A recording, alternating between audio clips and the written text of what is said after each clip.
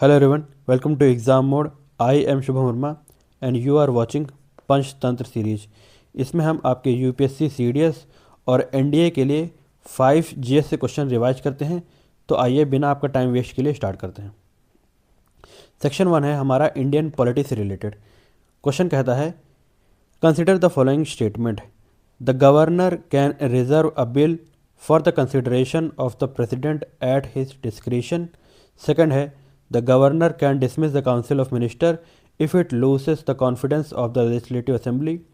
Third है the governor can appoint the chief minister when no party has a clear majority in the assembly. और fourth option आपका कहता है the governor can dissolve the legislative assembly at any time at his discretion. अब इसमें अगर आप statement number 1 देखें, इसमें गिवन है the governor can reserve a bill. बिल्कुल सही बात है, आपके जो गवर्नर हैं वो बिल को रिजर्व कर सकते हैं for the consideration of president of India. वो प्रेसिडेंट के कंसिडरेशन के लिए कोई भी बिल जो लेजिस्लेटिव असेंबली ने आया हुआ है उससे रिजर्व कर सकते हैं, ठीक है, आपके प्रेसिडेंट के कंसिडरेशन के लिए। तो फर्स्ट स्टेटमेंट आपकी सही है। सेकेंड स्टेटमेंट आपकी कहती है the governor can dismiss the council of minister if it loses the confidence of the legislative assembly. बिल्कुल, आपके गवर्नर के पास ये भी होता है राइट कि अगर कोई भी आपकी जो पार्टी है अगर उसने कॉन्फिडेंस लूज कर दिया लेजिस्लेटिव असेंबली में तो काउंसिल ऑफ मिनिस्टर को वो डिसमिस कर सकते हैं, ठीक है। तो सेकंड स्टेटमेंट भी आपकी करेक्ट है। थर्ड स्टेटमेंट कहती है the governor can appoint the chief minister when no party has a clear majority in the assembly. बिल्कुल, ये गवर्नर के डिस्क्रिशन के ऊपर डिपेंड करता है, ठीक है। अगर किसी भी पार्टी को क्लियर मेजॉरिटी नहीं है तो अपने हिसाब से वो चीफ मिनिस्टर को अपॉइंट कर सकते हैं, ठीक है। बाद में उस पार्टी को मेजॉरिटी लेजिस्लेटिव असेंबली में प्रूफ करनी पड़ेगी, ठीक है। तो ये भी स्टेटमेंट आपकी बिल्कुल सही है। फोर्थ स्टेटमेंट कहती है the governor can dissolve the legislative assembly at any time at his discretion. ये गलत है, यहाँ पर गिवन है बिल्कुल एब्सोल्यूट वर्ड दे रखा है एट एनी टाइम, मतलब किसी भी टाइम अगर गवर्नर चाहें तो वो लेजिस्लेटिव असेंबली को डिसॉल्व कर सकते हैं, ऐसा नहीं है। ये उनके डिस्क्रिप्शन के ऊपर डिपेंड नहीं करता है, बिल्कुल वेग सी स्टेटमेंट है, इसीलिए फोर्थ स्टेटमेंट आपकी गलत है। इस क्वेश्चन का सही आंसर है आपका A option 1, 2 and 3 only.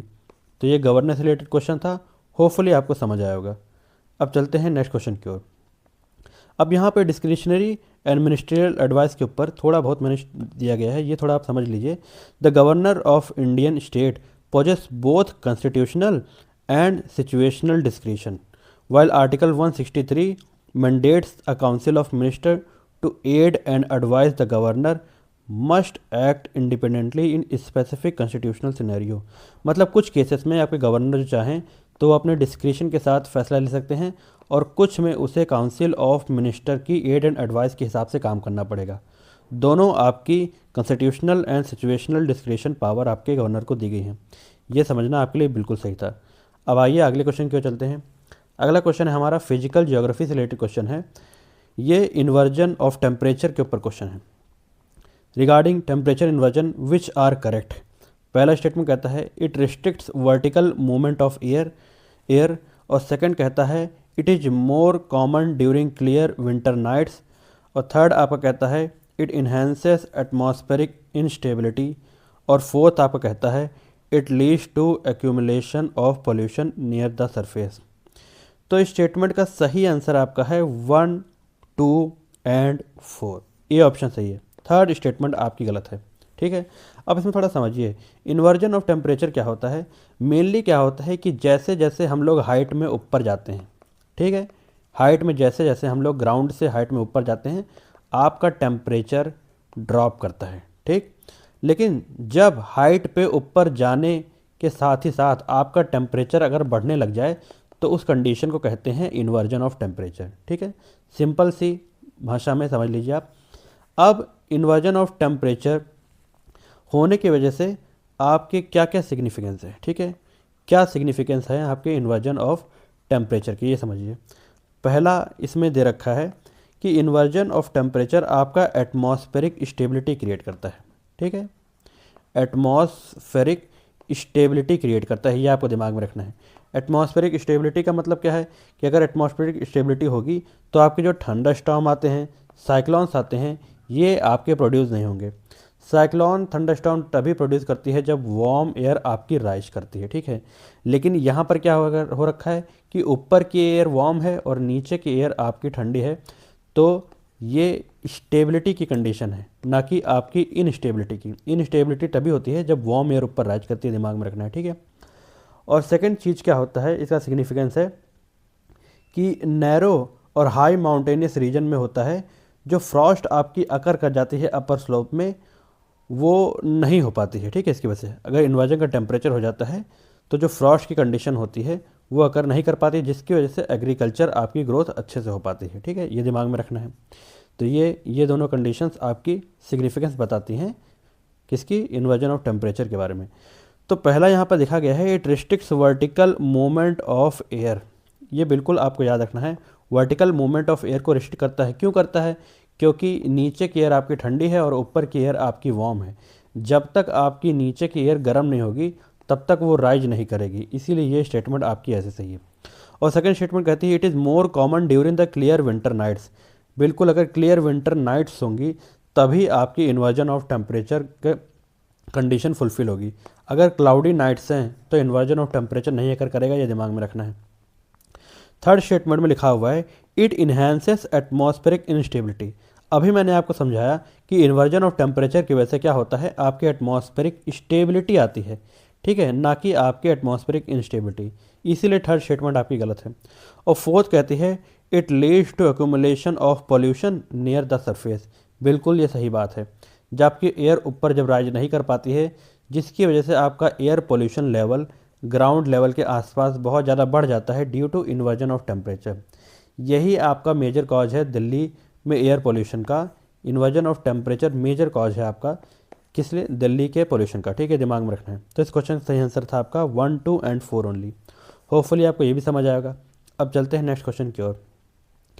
Next question है हमारा नॉन कॉपरेशन मूवमेंट से रिलेटेड, ठीक है। Consider the following statement regarding non cooperation movement. It was launched after the Jallianwala Bagh massacre.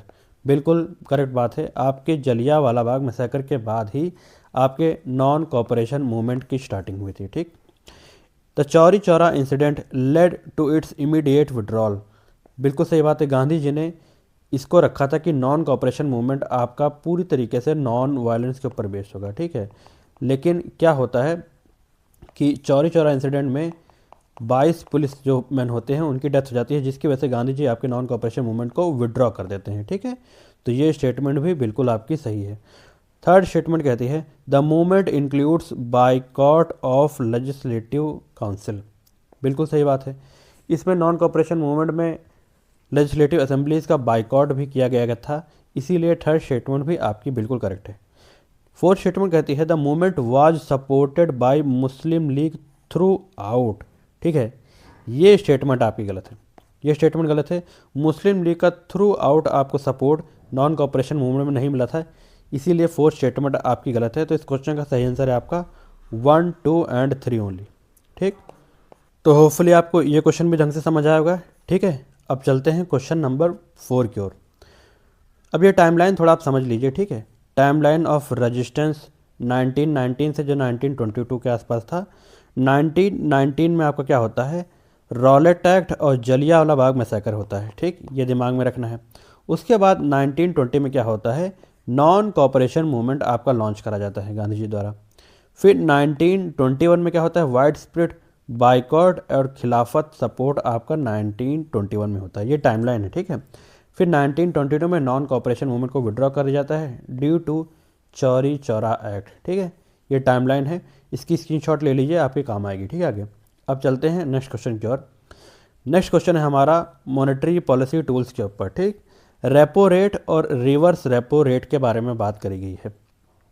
Repo rate वो रेट होता है जिससे आपका कोई भी बैंक, मान के चलिए state bank of India, state bank of India जिस रेट में आपके रिज़र्व बैंक ऑफ इंडिया से लोन लेती है, ठीक है, लोन लेती है, उसे कहते हैं आपके रेपो रेट। और रिवर्स रेपो रेट क्या होता है, रिवर्स रेपो रेट आपका वो होता है कि जब आपकी आरबीआई किसी public sector bank, private bank, जो भी बैंक है आपका, जैसे मान के चलिए एसबीआई है, इससे जब आरबीआई लोन लेगा तो वो कहलाता है, उस रेट की दर होती है आपको कहलाती है रिवर्स रेपो रेट। ठीक है, डिफरेंस समझ आ गया आपको, समझ आ गया आपको, समझ आ गया आपको, समझ आ गया आपको, समझ आ गया आपको, समझ आ गया आपको, समझ आ गया आपको, समझ आ गया आपको। रेपो रेट हमेशा आपका ज़्यादा रखना है, रेपो रेट हमेशा आपका होता है और रिवर्स रेपो रेट हमेशा कम रखता है। कम makes costlier for the banks. Simple सी बात है, अगर आपका रेपो रेट बढ़ तो बैंक्स जो होते हैं वो आपका आसानी से पैसा नहीं ले पाएंगे आरबीआई से। ठीक है, रेपो रेट बढ़ने की वजह से बोरोविंग आपकी कॉस्टलियर हो जाती है। ठीक है, सिंपल सी बात है, मान के चलिए बैंक की जगह आप ही होते और अगर आप इंटरेस्ट रेट बैंक बढ़ा देता है तो आपके लिए वो थोड़ा बहुत महंगा पड़ जाएगा बैंक से लोन लेने के लिए। ठीक है, तो ये स्टेटमेंट बिल्कुल करेक्ट बात है। अब सेकेंड स्टेटमेंट कहती है reverse repo rate is always lower than repo rate. बिल्कुल सही बात है, मैंने आपको अभी बताया कि रेपो रेट हमेशा आपका ज़्यादा होता है और रिवर्स रेपो रेट हमेशा आपका कम रहता है। तो सेकंड स्टेटमेंट भी आपकी बिल्कुल करेक्ट है। और थर्ड स्टेटमेंट कहती है इसमें increase in reverse repo rate reduces liquidity. अगर आपका रिवर्स रेपो रेट बढ़ा दिया जाता है तो आपकी लिक्विडिटी बढ़ जाती है। ठीक है, ये दिमाग में रखना ही बिल्कुल सही बात है। अगर हाई रिवर्स रेट आपका हो जाता है तो ये इनकरेज करेगा बैंक को कि वो ज़्यादा से ज़्यादा पैसा आपके आरबीआई के अंदर डाल सके। ठीक है, ये दिमाग में रखना है, अगर रिवर्स रेपो रेट ज़्यादा है तो बैंक क्या कोशिश करेंगे कि ज़्यादा से ज़्यादा रुपया वो आरबीआई में डाल सकें, जिसकी वजह से आपकी लिक्विडिटी कम हो जाती है। तो ये स्टेटमेंट भी आपकी बिल्कुल करेक्ट है। और फोर्थ स्टेटमेंट कहती है repo rate is used by RBI to control inflation. ये भी आपका बिल्कुल करेक्ट स्टेटमेंट है। रेपो रेट क्या करा जाता है, ये आपका आरबीआई के द्वारा इस्तेमाल किया जाता है ताकि आपकी महंगाई दर को कम करा जा सके। ठीक है भाई, सिंपल सी बात है, अगर आपको कॉन्सेप्ट में क्लियरिटी है तो ये आपको बिल्कुल समझ आया होगा। रेपो रेट क्या होता है? रेपो रेट मैंने आपको बताया कि जिस रेट में आपके स्टेट बैंक ऑफ इंडिया, एक एग्जांपल मैंने लिया है, जिस रेट में आपके एसबीआई आरबीआई से लोन लेता है उसे आपके रेपो रेट कहलाता है।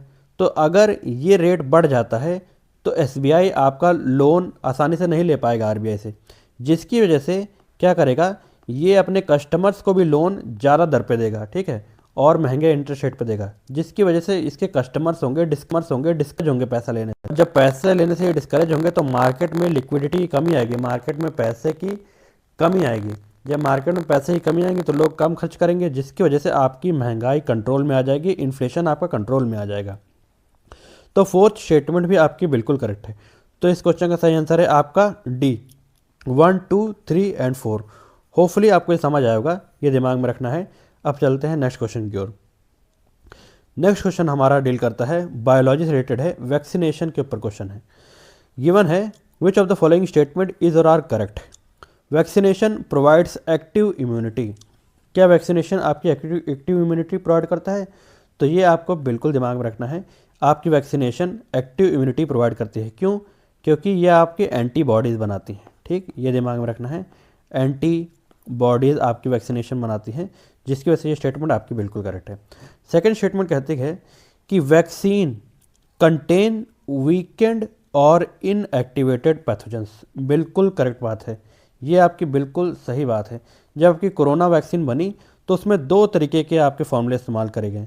पहला तो आपका वीकेंड वायरस को इस्तेमाल किया गया और दूसरा आपके इनएक्टिवेटेड वायरस को इस्तेमाल किया गया आपके वैक्सीन बनाने के लिए। ठीक, तो इसमें आपको याद रखना है कि जो आपकी कोविशील्ड वैक्सीन थी, ठीक है जी, जो कोविशील्ड आपकी वैक्सीन थी उसमें आपके इनएक्टिवेटेड पैथोजेंस का इस्तेमाल किया गया था, दिमाग में रखना है। और जो आपकी यूएसए की वैक्सीन थी, ठीक है, यूएसए की जो वैक्सीन थी उसका कमेंट सेक्शन में नाम बताइए कि वो कौन सी थी। उसमें आपके वीकेंड वायरस का इस्तेमाल किया गया था या फिर वीकेंड पैथोजन का इस्तेमाल किया गया था आपके वैक्सीन बनाने के लिए। ठीक है, तो सेकंड स्टेटमेंट भी आपकी बिल्कुल करेक्ट है। और थर्ड स्टेटमेंट कहती है कि vaccine gives immediate protection against disease. ये गलत है, वैक्सीनेशन आपकी इमीडिएट प्रोटेक्शन नहीं प्रोवाइड करती है, ये कुछ टाइम लेती है डेवलप कराने के लिए एंटीबॉडीज़ को। ठीक है, कुछ टाइम के बाद ही ये वैक्सीन्स आपके एंटीबॉडीज़ डेवलप करती हैं, जिसकी वजह से आपकी सुरक्षा हो पाती है। ये इमीडिएट आपका प्रोटेक्शन नहीं करती है, इसलिए थर्ड स्टेटमेंट आपकी गलत है। और फोर्थ स्टेटमेंट में गिवन है booster doses are required to maintain immunity. ये बिल्कुल सही बात है। बूस्टर डोज क्या करता है, ये प्रोलॉन्ग इम्यूनिटी के लिए आपकी मदद करता है, ठीक है। जैसे कि आपकी कोरोना वायरस की जो वैक्सीन थी उसके लिए भी आपके बूस्टर डोजेस को लगाया गया था, ठीक। तो फोर्थ स्टेटमेंट भी आपकी बिल्कुल करेक्ट है। तो इस क्वेश्चन का सही आंसर है आपका ए, 1, 2 एंड 4 ओनली। थर्ड स्टेटमेंट गलत है। तो होपफुली ये क्वेश्चन भी आपको ढंग से समझ आएगा।